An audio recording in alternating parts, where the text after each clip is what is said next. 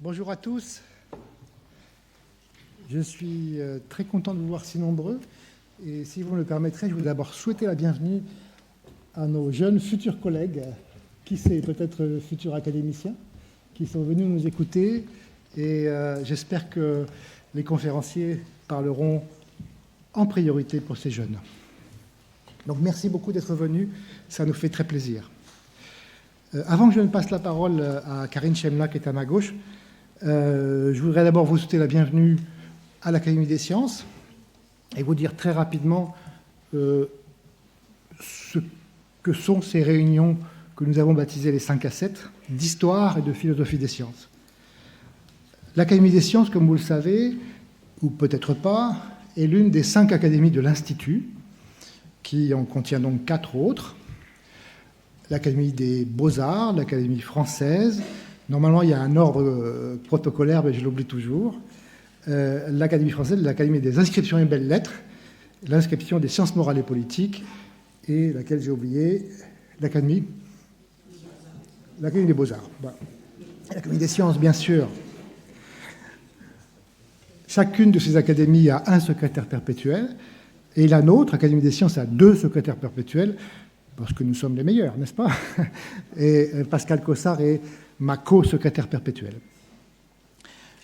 Depuis un certain temps maintenant, nous organisons ces 5 à 7 sur des thèmes qui sont à mi-chemin entre l'histoire et la philosophie.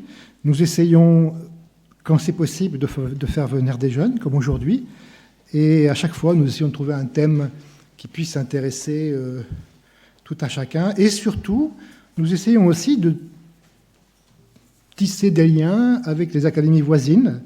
Et en particulier, nous avons ici un membre de l'Académie des inscriptions et belles-lettres, qui est un nom un peu bizarre comme académie, n'est-ce pas? Mais inscriptions et belles-lettres, ce sont donc des spécialistes d'archéologie, de langues anciennes. Et François Desroches, par exemple, est un spécialiste du Coran, de l'histoire du Coran. Alors aujourd'hui, donc, nous avons une belle soirée consacrée à l'apport du monde arabe à la science. Et je vais passer la parole à Karine, à ma gauche, qui est une historienne des mathématiques et des sciences en général, qui est très, très intéressée par les rapports entre sciences, culture et langue. Karine, tu as la parole. Merci Étienne. J'ajoute que le sens que je donne au mot culture quand je m'y intéresse est peut-être un peu différent de celui qu'on lui attribue de façon ordinaire, mais c'est un autre débat. Aujourd'hui, une grande partie de l'activité scientifique, en particulier au niveau international, se déroule en anglais, même si, bien sûr, certains scientifiques continuent d'employer d'autres langues, comme le français, le russe ou le chinois. Cependant, avant que l'anglais ne devienne au XXe siècle la langue dominante pour l'activité scientifique, d'autres langues ont joué un rôle comparable.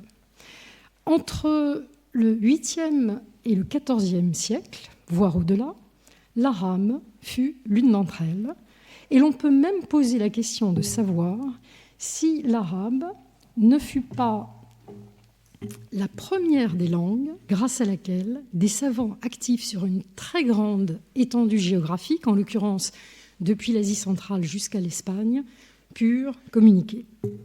Ce sont ces savoirs qui se sont écrits en arabe le plus souvent en terre d'islam et qui furent pratiqués par des savants aux origines les plus diverses, qui sont au cœur de notre séance aujourd'hui. Ces savoirs eurent une dimension internationale par leur origine d'abord. À partir du 8e siècle, des textes de mathématiques et d'astronomie sont traduits du sanskrit en arabe. Au 9e siècle, un immense corpus de textes savants grecs de l'Antiquité, des écrits de mathématiques, d'astronomie, de médecine, de philosophie, ont été rendus en arabe, et j'en passe. Des savoirs élaborés dans des lieux les plus divers de la planète se retrouvent tous formulés dans une seule et même langue, l'arabe, et l'on peut se poser la question de l'impact qu'eut sur l'avancée de la science le simple fait d'avoir énoncé dans une même langue tant de savoirs qui n'avaient jusqu'alors que peu ou pas dialogué.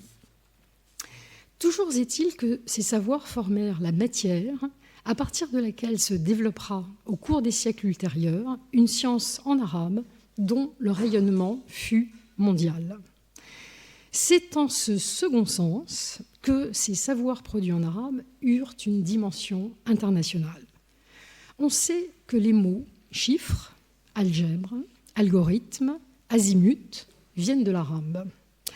Ils ont été introduits dans les langues européennes à la faveur des traductions d'arabe en latin que des savants européens réalisèrent dans le sud de l'Europe à partir du XIIe siècle. En effet, on comprenait à l'époque en Europe que ces écrits arabes présentaient bien des savoirs inconnus des savants européens, mais que ces savants souhaitaient acquérir. On commença ainsi au XIIe siècle à traduire en latin les écrits les plus élémentaires, tandis que les érudits arabes continuaient, eux, à développer des savoirs bien plus élaborés. En fait, jusqu'au XVIIe siècle, on voit des savants européens chercher des manuscrits scientifiques arabes pour apprendre, pour traduire et pour les publier. Mais ce serait une erreur de ne voir ce phénomène que du point de vue de l'Europe. À l'autre bout de la planète, en Chine, les élites au pouvoir s'intéressaient aussi aux sciences en arabe, à commencer par la science ou les sciences des cieux et les savoirs médicaux. On trouve des astronomes musulmans à la cour de Chine dès la fin du Xe siècle, tandis qu'au cours des siècles ultérieurs, des textes astronomiques et médicaux arabes seront traduits, cette fois, en chinois. On le voit donc, un écho mondial qui nous pose une question, à nous qui voulons comprendre l'histoire des sciences. Quels étaient donc ces savoirs scientifiques qui ont attiré l'attention de savants aux antipodes de la planète? C'est précisément à cette question qu'avec nos divers orateurs, nous réfléchirons ensemble aujourd'hui.